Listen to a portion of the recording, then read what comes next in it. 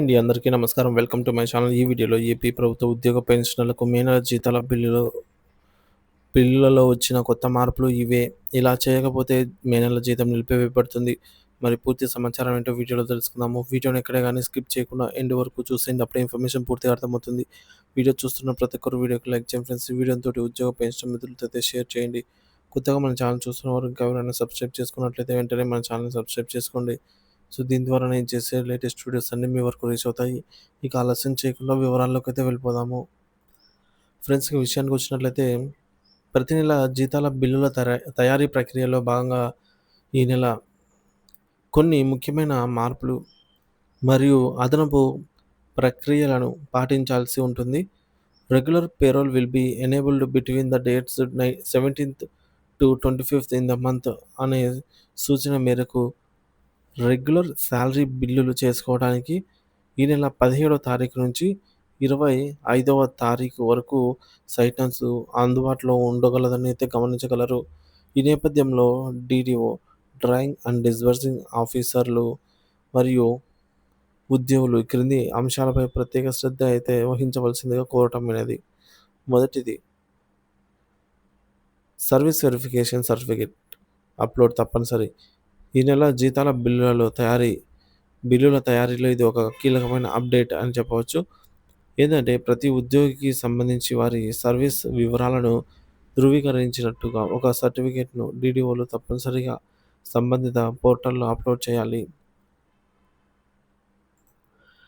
To the effect that annual verification of service with local records in respect of all incumbents has been completed by the year ending 31st March, as pay is drawn in full for the month of 2000 May 2025, paid in June 2025 as per the article number 325 of AP Financial Code Volume number 1 లేదా సంబంధిత రాష్ట్ర financial code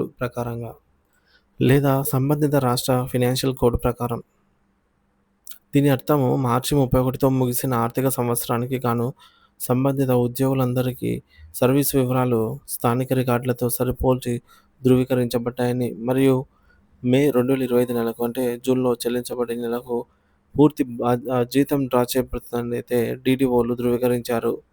DDO బాధ్యత: ప్రతి ఉద్యోగికి సంబంధించిన ఈ service verification సర్టిఫికేట్ను డీడీఓలు తమ డిజిటల్ సంతకంతో ధృవీకరించి పోర్టల్లో అప్లోడ్ చేయాల్సి ఉంటుంది. ప్రాముఖ్యత: ఇది ఉద్యోగుల సర్వీస్ రికార్డుల ఖచ్చితత్వాన్ని నిర్ధారించడానికి మరియు ఆర్థిక నియమావళికి అనుగుణంగా చెల్లింపులు జరగడానికి దోహదపడుతుంది. రెండవది, హౌస్హోల్డ్ మ్యాపింగ్ పూర్తి చేయడం తప్పనిసరి. ఇది మరొక ముఖ్యమైన ఆవశ్యకత. డీడీఓ పరిధిలోని ప్రతి ఉద్యోగికి సంబంధించి హౌస్హోల్డ్ మ్యాపింగ్ ప్రక్రియ పూర్తి అయితేనే మే నెల జీతాల బిల్లులు పోర్టల్లో జనరేట్ చేయడానికి వీలవుతుంది. నిబంధన: డీడీఓ పరిధిలోని అందరు ఉద్యోగుల హౌస్హోల్డ్ మ్యాపింగ్ విజయవంతంగా పూర్తయితేనే మీ మే నెల జీత బిల్లులు ప్రాసెస్ చేయడానికి సిస్టమ్ అనేది అనుమతిస్తుంది. లేకపోతే జీతాల బిల్లులు ఓపెన్ కాదు లేదా సబ్మిట్ చేయడానికి వీలు పడదు. స్క్రీన్ షాట్ సూచనలు: ఈ మేరకు submit employee Aadhaar householding data mapping అనే తెలిపారనమాట. సో ఈ ప్రక్రియ యొక్క ప్రాముఖ్యతను అయితే సూచిస్తుంది. ఇకపోతే వ్యక్తిగత ఉద్యోగిపై ప్రభావము: ఎవరికైతే ఈ యొక్క హౌస్హోల్డ్ మ్యాపింగ్ ఇంకా పూర్తి కాలేదో వారు తక్షణమే ఈ ప్రక్రియను పూర్తి చేసుకోవాలి. గడువులోగా పూర్తి చేయకపోతే, ఒకవేళ నిర్దిష్ట గడువులోగా హౌస్హోల్డ్ మ్యాపింగ్ పూర్తి చేయని ఉద్యోగులను సిస్టమ్లను ఆ నెల జీతాల బిల్లుల నుంచి మినహాయించే అవకాశం ఉంది. అంటే మ్యాపింగ్ పూర్తి చేసిన వారికి మాత్రమే జీతాల బిల్లులు జనరేట్ చేయబడుతుంది. మిగతా వారికి ఆ నెల జీతం నిలిపివేయబడుతుంది.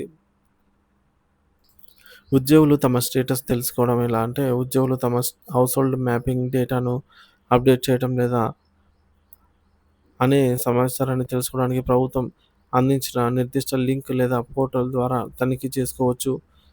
ఆ లింక్ అందుబాటులో ఉంటే దాన్ని ఇక్కడ రాయొచ్చు. సో డీడీఓలు మరియు ఉద్యోగులు తీసుకోవాల్సిన చర్యలు. డీడీఓలు తమ పరిధిలోని ప్రతి ఉద్యోగికి సంబంధించి సర్వీస్ వెరిఫికేషన్ సర్టిఫికేట్‌ను సిద్ధం చేసుకొని నిర్దేశిత ఫార్మాట్‌లో అప్‌లోడ్ చేయడానికి సిద్ధంగా ఉండాలి.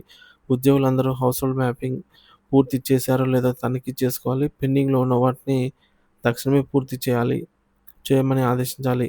ఇక సైట్ ఓపెన్ అయిన వెంటనే ఈ 2 ప్రక్రియలను పూర్తి చేసి సకాలంలో జీతాల బిల్లులను సబ్మిట్ చేయడానికి ప్రణాళిక అయితే చేసుకోవచ్చు.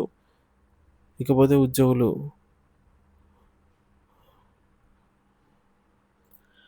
తమ సర్వీస్ రికార్డులు సరిగ్గా ఉన్నాయో లేదో నిర్ధారించుకోవాలి. ఏమైనా వ్యత్యాసాలుంటే తమ డీడీఓ దృష్టికి తీసుకెళ్లాలి. తమ హౌస్‌హోల్డ్ మ్యాపింగ్ ప్రక్రియ పూర్తయిందో లేదో తనిఖీ చేసుకోవాలి. పెండింగ్‌లో ఉంటే వెంటనే పూర్తి చేయాలి. అవసరమైతే తమ డీడీఓ లేదా సంబంధిత కార్యాలయ సిబ్బంది సహాయం తీసుకోవాలి. సిబ్బంది ప్రభుత్వం అందించిన లింకుల ద్వారా తమ డేటా అప్డేట్ స్టేటస్‌ని ఎప్పటికప్పుడు తెలుసుకుంటూ ఉండండి.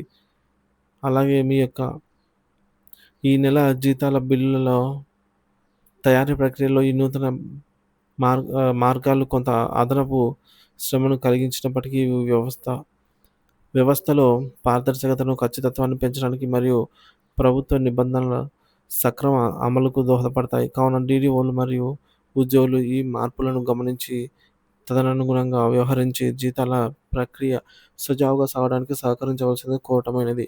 ఏమైనా సందేహాలు ఉన్నట్లయితే సంబంధిత ట్రెజరీ లేదా జిల్లా అధికారిని సంప్రదించగలరు.